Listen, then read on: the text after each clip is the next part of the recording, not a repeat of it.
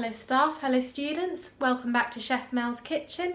So today I'm going to do a bit of baking and I'm going to be making a coconut cake. Coconut being one of my favourite sort of dessert things. Like a lot of people say they don't like Bounty bars, but Bounty chocolate bars are one of my favourites. I love coconut. Few interesting things, 3 interesting facts about coconut.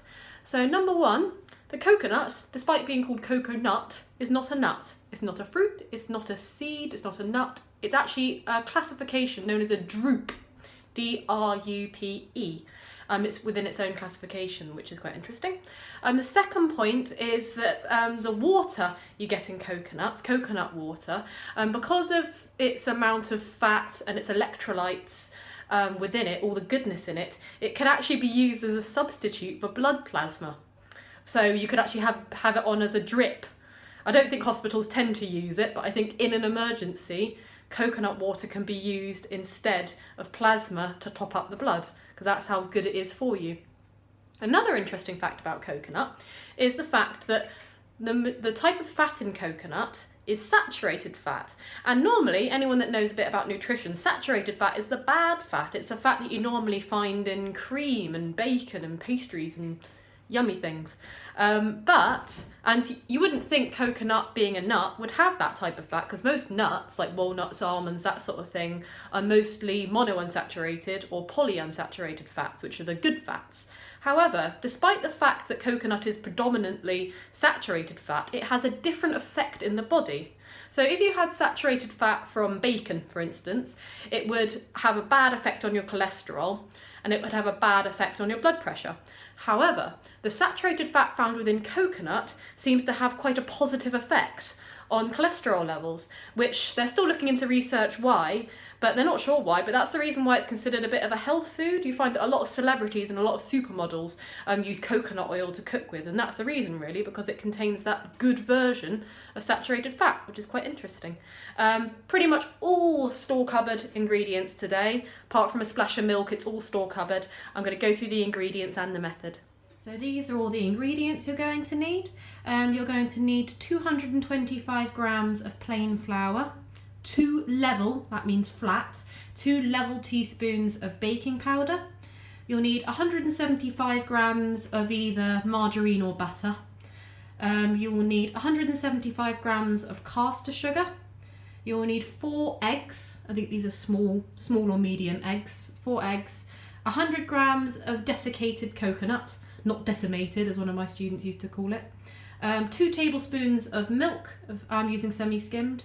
And you will need half a teaspoon of coconut flavouring, which I only found in Waitrose, by the way. It's quite tricky to find. You can find vanilla extract everywhere, but I looked everywhere for this and I found coconut extract in Waitrose, so there you go.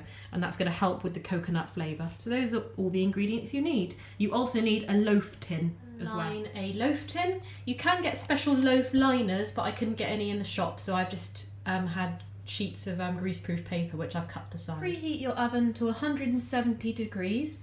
That's fan. If you haven't got a fan oven, preheat it to 190. Here I've got my flour, my plain flour in my bowl. I'm just going to add my 2 level teaspoons of baking powder. Just stir that together a little.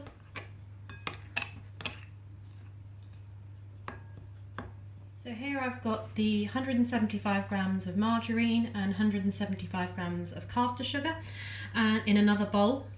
And what I'm going to do is I'm going to cream this together. So what that means is, with the fat and with the back of the spoon, you sort of press it against the side of the bowl, and you need to cream that butter and sugar or margarine and sugar together until it's a light creamy mixture. That's the creaming in method rather than the rubbing in method, which you do with scones and biscuits. Now that that's creamed together, you need to be adding the eggs in gradually. So you've got 4 eggs, you crack one in, and then you stir that in until that's combined. Then you crack the next one in, stir in, next one in until you've used all 4 eggs. So add your coconut to your flour mixture.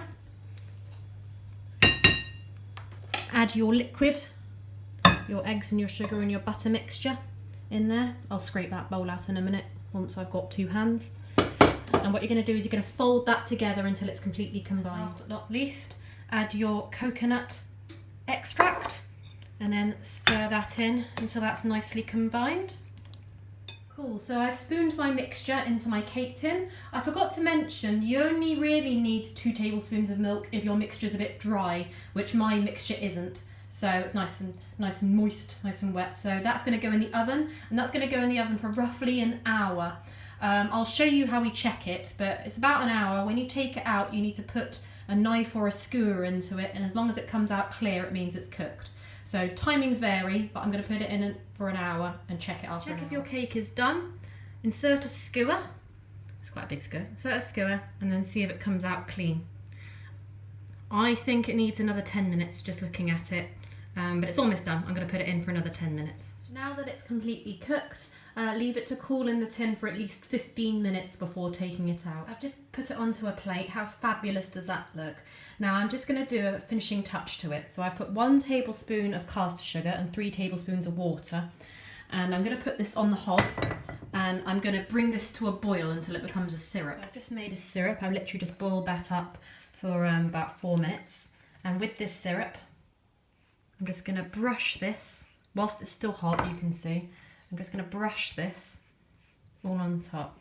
And really, it doesn't add much to the sweetness of it. That's not really the main reason why I'm doing it. The main reason why I've made this little syrup is so we can put some more coconut on top and so it will stick. Because if I just scatter the coconut on top now, it will fall off. But if I put this syrup on, it will act as a sort of glue, I suppose. So just make sure I've got every part of that top bit covered. It smells absolutely amazing. Right, and I've got a tablespoon of the coconut, and I'm just going to sprinkle that evenly on top.